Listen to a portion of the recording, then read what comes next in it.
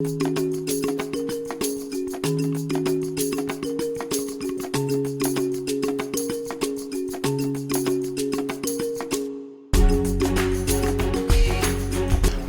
à toutes et à tous, bienvenue dans votre émission École guinéenne sur la télévision nationale, la vitrine des médias guinéens. Aujourd'hui, dans ce nouveau numéro de l'émission École guinéenne, nous porterons notre coup de projecteur sur l'ISO. Entendez, Institut supérieur d'architecture et d'urbanisme. Aujourd'hui, nous parlerons sur les thématiques suivantes. Les atouts, la formation en urbanisme et en architecture. En plus, la place qu'occupe l'architecture dans le cadre des constructions anarchiques au pays et sans oublier la vocation de cet institut. Alors, chers téléspectateurs, nous vous invitons à suivre les temps forts.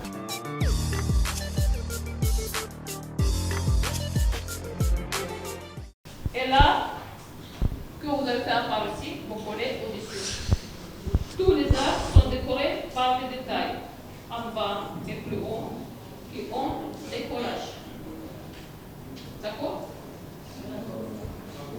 Pas oublier de laisser la distance entre les pierres. Nous devons voir chaque pierre à part. Toutes les dimensions précorées et ils ont les mêmes dimensions. J'habite ici depuis 10 ans. Je suis venue il y a 10 ans et je commence à organiser ce cours, préparer le programme et maintenant vous pourrez voir le résultat de notre travail pendant 10 ans. Alors, quelle est l'importance de ce cours de maquette? C'est très important. Le cours de la maquette est très important parce que c'est le cours unique. Nous pourrons travailler par les mains. C'est-à-dire nous pourrons se développer notre cerveau, notre intelligence. Alors, nous commençons à comprendre les volumes en 3 coordonnées, que c'est très important pour nous aussi.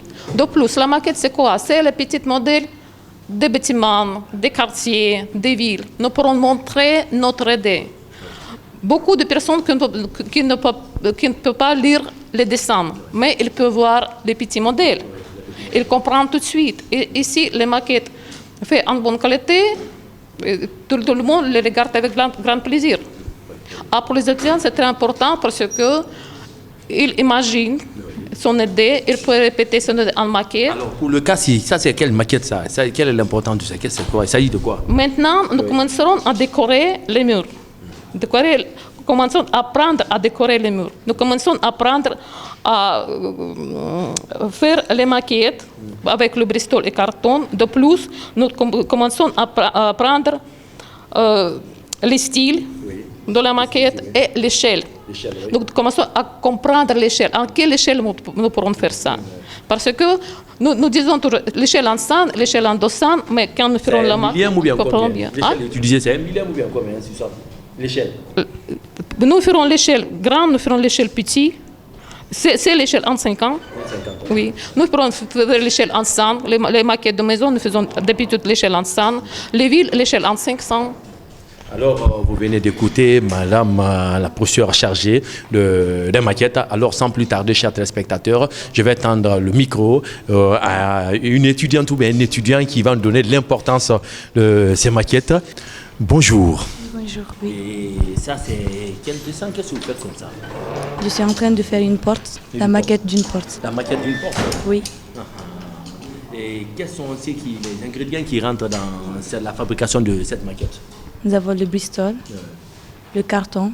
Mais il faut les indexer. Moi, je ne connais pas qu'est-ce que tu appelles Bristol, qu'est-ce que tu appelles? Ok, c'est ce papier-là qu'on appelle le Bristol. Oui. Nous avons ici le carton. Oui. Nous avons la règle métallique. Oui, la règle métallique, oui. Nous avons les crayons, Oui. la colle Oui. et le plancher vitré. Et le plancher vitré. Quelle est l'importance de ce plancher vitré? Au fait, sans ce plancher vitre, nous sommes obligés de gâter la table, par exemple. Parce qu'avec le cutter, en traçant, ça risque de rester un trait. Et ça risque de gâter la table. Maintenant, on utilise le plancher. Et l'importance de cette colle, ça c'est quoi? C'est pour coller les éléments, les rassembler. Oui, oui. L'importance de ces cours, ça nous aide à comprendre très bien ce que nous faisons. Par exemple, s'il s'agit du bâtiment, l'ensemblance de la maquette ici nous permet de comprendre ici la construction du bâtiment. Et s'il s'agit ici de la porte, par exemple, ça nous aide à comprendre très bien le design, la composition de la porte. Donc, Mais je vois des petites tracés là, je vois des roues, qu'est-ce que cela représente? Bon, ça représente ici le design sur la porte. Les designs qui sont sur la porte? Oui, oui. Donc c'est un peu ça. Quel est ton nom? Yatara Tombo. Yatara Tombo, oui. Et je te vois avec tout ça, c'est ça sert? Ça, c'est le cutter, ça permet de couper les éléments de la maquette. Les éléments de la maquette. Mais pourquoi tu as choisi l'architecture?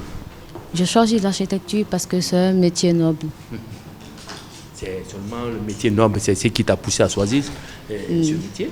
Non, parce que l'architecture aussi permet de concevoir des grands ouvrages comme de notre pays par exemple. Le pays est en construction, donc il faut beaucoup... Nous sommes en chantier alors? Nous sommes en chantier, donc il faut beaucoup d'architectes pour développer le pays. On a décidé de développer des projets d'aménagement en proposant des installations, des kitnets, des kiosques et développer aussi des espaces de parcours de telle sorte que la population, quand ils viennent, qui bénéficient de ces installations-là. Dans la partie centrale qui est beaucoup plus large, on a développé des projets d'incubateurs, des projets culturels qui regroupent la population. Et évidemment, sur cette zone aussi où se trouve actuellement le marché de Koza, on a décidé de réintégrer ce marché, la remettre en valeur tout en corrigeant aujourd'hui les problèmes que ça cause. Non seulement le marché déborde sur la transversale et une bonne partie sur l'autoroute. Nous sommes à Koza ici et nous intervenons sur les friches ferroviaires. D'abord, c'est quoi une friche ferroviaire? L'état actuel de Koza répond pratiquement à cette question. Donc une friche ferroviaire, déjà, c'est un espace qui est là, qui est à l'abandon et qui attend un certain réemploi incertain. Maintenant là, d'abord, nous ne sommes pas intéressés qu'à la zone de Koza. Nous avons recensé beaucoup de friches, mais celle-là, elle nous a beaucoup plus intéressés. Nous avons observé ici la rupture du tissu social. Donc notre premier objectif ici, c'est de connecter ce tissu social ici. Comme vous pouvez le constater, c'est deux quartiers voisinants, mais qui sont complètement déconnectés. Le métier d'architecte s'avère être un métier très gratifiant et très lucratif. Ce métier utilise la créativité et les mathématiques. Pour la construction, la rénovation ou la réhabilitation d'une maison ou d'un monument, on fait recours à un architecte. Ce professionnel aux multiples casquettes dessine, conçoit et supervise les chantiers de construction ou de rénovation. Il est créatif et rigoureux. Il connaît les normes et les réglementations. Il est chargé des différentes phases de la réalisation d'un ouvrage. L'urbanisme au jour d'aujourd'hui à l'université l'ISO, nous sommes à notre deuxième année, c'est-à-dire la première promotion est rentrée l'année passée. Voilà, et ceux-ci sont passés en classe supérieure. Avec l'arrivée des nouveaux bacheliers, nous avons une deuxième promotion sous la main. Voilà, et pour un début, tout se passe bien. Nous avons des enseignants qu'il faut, que ce soit dans les domaines non seulement de l'urbanisme, de l'architecture, de l'histoire urbaine, de la géographie, de la démographie. En tout cas, nous avons ce qu'il faut en termes d'enseignants, mais aussi en termes d'infrastructures. Nous avons les salles de cours qu'il faut et les équipements par rapport à tout ça. Vous êtes l'une des femmes. C'est rare d'enseigner dans cet institut. Alors, quelle est votre motivation pour être parmi les enseignantes? Ma motivation d'abord, c'est surtout servir mon pays. Voilà. L'architecture, c'est un métier que j'ai aimé sans connaître. Le fait de savoir que c'est un métier déjà technique, dur, qu'il faut être sur le terrain et qui n'est pas donné à tout le monde et qui n'est pas à la portée de tout le monde, je me suis dit pourquoi pas le faire. J'ai commencé à étudier et puis j'ai aimé, j'ai eu l'amour en train de concevoir, de créer de nouvelles trucs, d'inventer. Voilà, ça c'est déjà l'amour du métier. Mais quel est le mot que vous avez à dire à travers les jeunes filles qui ne connaissent pas ce métier, qui veulent entreprendre ce métier? Quel est votre mot par rapport à ça? C'est que vous voulez prodiguer? Au fait, moi, toutes les filles ou femmes, je ne sais pas, qui veulent venir vers ce métier, je les encourage fortement. Déjà, comme vous le savez, c'est un métier noble, qui paye bien, mais en plus de ça, c'est un métier qui est très rare. Bon, moi, je prends du goût en le faisant, parce que quand je me retrouve en tant que femme au milieu des hommes, en train de décider de l'avenir de tout un bâti ou du pays ou des édifices, moi c'est quelque chose que je trouve très intéressant, voilà, qui m'attire. Ça nous a permis d'abord, en faisant les grandes études là-bas, de savoir qu'une école d'architecture a toujours besoin de beaucoup de conventions. Parce que si nous parlons de tout ce qui doit exister dans une école d'architecture, il est très difficile d'avoir même le minimum. Par conséquent, on est obligé, dans le cadre de la mobilité des enseignants et des élèves, et en même temps dans le cadre de l'échange des étudiants par rapport aux logistiques, de signer des conventions. Donc au jour d'aujourd'hui, nous nous sommes battus pour signer assez de conventions, dont l'une des conventions phares est celle qu'on a signée avec l'ONU Habitat. C'est une convention qui nous permet d'avoir sous la main une expertise internationale et d'avoir une aide dans le cadre de l'installation du laboratoire d'urbanisme qui est déjà ficelé et les matériels sont déjà livrés. Nous avons une salle qui est disponible. Nous attendons seulement pour faire les installations et commencer le travail. En même temps, nous avons une convention qu'on a signée avec l'Académie d'architecture et d'art de Rostov, là où j'ai étudié, dans le cadre de la formation des formateurs et dans le cadre d'échange des enseignants et d'étudiants. Nous avons des conventions avec l'école d'architecture de Nantes qui a envoyé des étudiants en phase de mémoire ici, que nous avons encadrés de façon bipartite et qui aujourd'hui ont soutenu.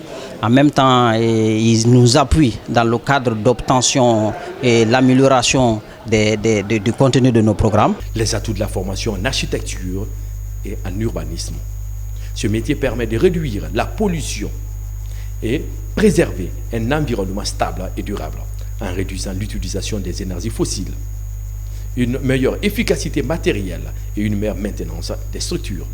L'ISO est une institution publique créée en 2004 et son fonctionnement a commencé en 2005.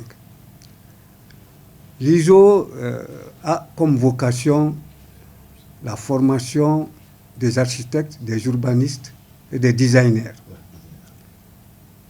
Et vous savez, on entend la meilleure expression du niveau de vie d'une population ou d'un pays, c'est la qualité de ses infrastructures de base. Oui. Ces infrastructures sont des habitations, des routes, des ponts et chaussées. Bien, avant de rentrer dans le vif du sujet, j'aimerais d'abord savoir qui est habilité à être à l'ISO. Quelles sont les modalités qui sont liées à ça? Les modalités d'admission des étudiants à l'ISO, c'est d'être bachelier. Bachelier option sciences mathématiques. Et je vous informe que l'ISO, en tant qu'institution de formation, reçoit la crème des bacheliers guinéens. Il faut avoir 13 minimum de moyenne pour être à l'ISO. Minimum 13 de moyenne pour être à l'ISO. Donc ce n'est pas n'importe qui vient à l'ISO. Par conséquent, vous savez, le niveau des étudiants guinéens, nous recrutons maximum la crème. Et la crème, là, ne va pas au-delà de 150-200 étudiants. Nous prenons ces 150-200 étudiants par an en fonction de notre capacité d'encadrement. Nous prenons juste ceux qui sont capables et ceux-là dont on a la capacité d'encadrer. Nous sommes dans le système Bac plus 5, ce n'est pas le LMD. Donc quand nous prenons la première année, nous les accompagnons jusqu'en 5e année. La formation en fin de cycle est sanctionnée par l'élaboration d'un mémoire de fin de cycle et d'une soutenance. Nous avons une formation professionnalisante, je dis bien professionnalisante, parce que c'est à l'issue de la formation que l'étudiant est commis à une recherche. Il est initié à la recherche scientifique, à la recherche des données, à la collecte des données, et au finish, il vient nous présenter son mémoire qui est sanctionné par la remise d'un diplôme de licence. Bien, alors quand vous parlez de la crème des étudiants, pour accéder réellement dans cet institut, il faut avoir une moyenne suffisante, minimum qui est 13 de moyenne. Alors, quels sont ceux qui sont habilités à enseigner? Quel est le background même des enseignants qui sont là? Bon, les enseignants qui sont là sont aussi recrutés sur sélection rigoureuse. Parce que l'architecture, comme vous le comprenez, est au carrefour des sciences. Il y a ici des représentants des sciences exactes, des représentants des sciences humaines, comme la sociologie urbaine par exemple, n'est pas enseignée par un mathématicien, il est enseigné par un sociologue. Donc, mais qui dit enseignant de l'ISO, il faut être à niveau. Parce que ce n'est pas n'importe qui peut venir enseigner à l'ISO. Si nous recrutons la crème du bachelier guinéen, nous recrutons aussi la crème des enseignants guinéens qui viennent ici donner des cours. Alors, qu'en est-il de la mobilité des enseignants? Parce que quand vous parlez de la crème des enseignants aussi, il faut qu'il y ait une mobilité, c'est-à-dire ceux qui viennent de l'extérieur aussi pour vous porter main forte. Bien, vous savez, c'est l'université guinéenne. La mobilité des enseignants et des étudiants est autorisée. Bon, mais l'ISO, vous savez, si je vous fais la petite histoire, l'université guinéenne aujourd'hui a ses 60 ans. 60 ans, oui. 60 ans. C'est l'Institut Polytechnique Gamal Abdel Nasser qui a été érigé en université Gamal Abdel Nasser, qui est l'université mère. Oui. De là sont nées toutes les institutions et toutes les universités, que ce soit Farana, que ce soit Kankan, que ce soit Zirokore. Donc, mais vous allez constater que dans la naissance de ces nombreuses institutions, les filières qui étaient ouvertes, on avait un peu oublié l'aspect architecture et urbanisme. Oui, oui. Les premiers enseignants qui ont été recrutés à l'ISO sont des enseignants qui ont eu l'occasion d'être formés à l'extérieur. Le Cuba, la Russie, la France, l'Italie, les pays amis du Maghreb, l'Algérie, la Tunisie et le Maroc. Donc, ce sont les tout premiers architectes qui ont été formés et auxquels on a fait appel pour venir enseigner à l'ISO. Et quel est votre rapport avec l'extérieur par rapport à la formation dans ce cas? L'ISO est aussi appuyé par l'expertise étrangère. Nous avons des experts étrangers ici, de l'ex-URSS. Je vous informe d'ailleurs que nous avons le plus grand nombre d'experts parmi toutes les institutions de la République de Guinée, cela compte tenu des options qu'on donne aux étudiants. Si je prends par exemple le module maquette, il n'y avait pas de professeur en Guinée de maquette. Quand l'Institut était créé, on était obligé d'aller prendre les experts de maquette à Dakar ou à Abidjan. Mais aujourd'hui, j'ai la fierté de vous informer que nous avons un noyau dur sur lequel on peut compter pour l'élaboration des maquettes. La maquette est la base angulaire de la formation architecturale.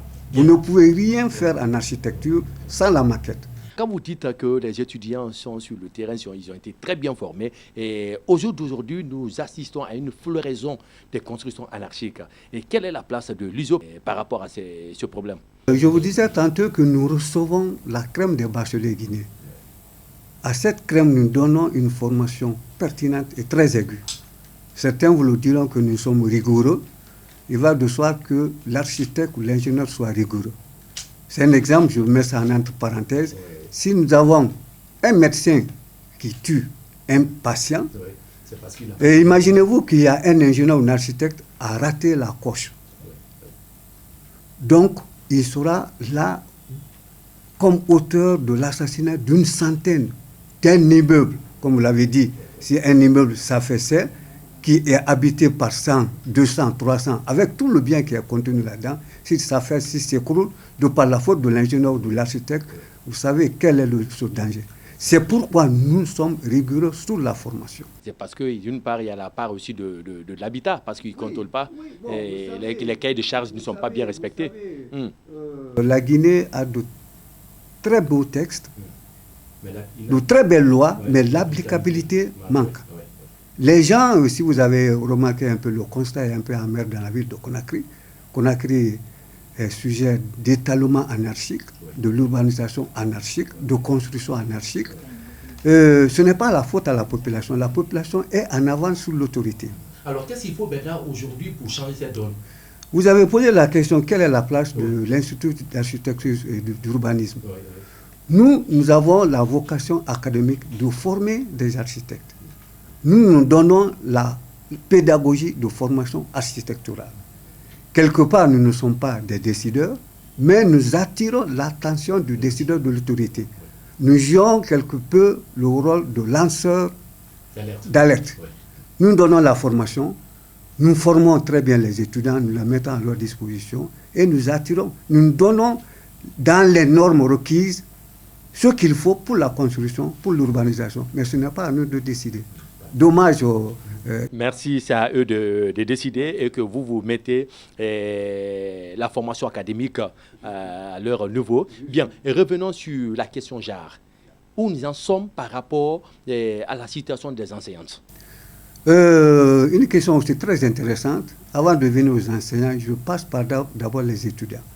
Vous allez voir que dans la crème des étudiants, des bacheliers guinéens qui viennent, dommage, mais notre moitié genre féminin n'est pas tellement représentée. Parce que les jeunes filles fuient. Les jeunes, bon, vous savez, les jeunes filles fuient les séries mathématiques. Oui. Mais par conséquent, nous recevons des étudiantes, des braves étudiantes qui ont fait les filières options sciences mathématiques, qui sont là. Oui. Mais je vous assure que toute étudiante qui est là à l'ISO est une brave étudiante.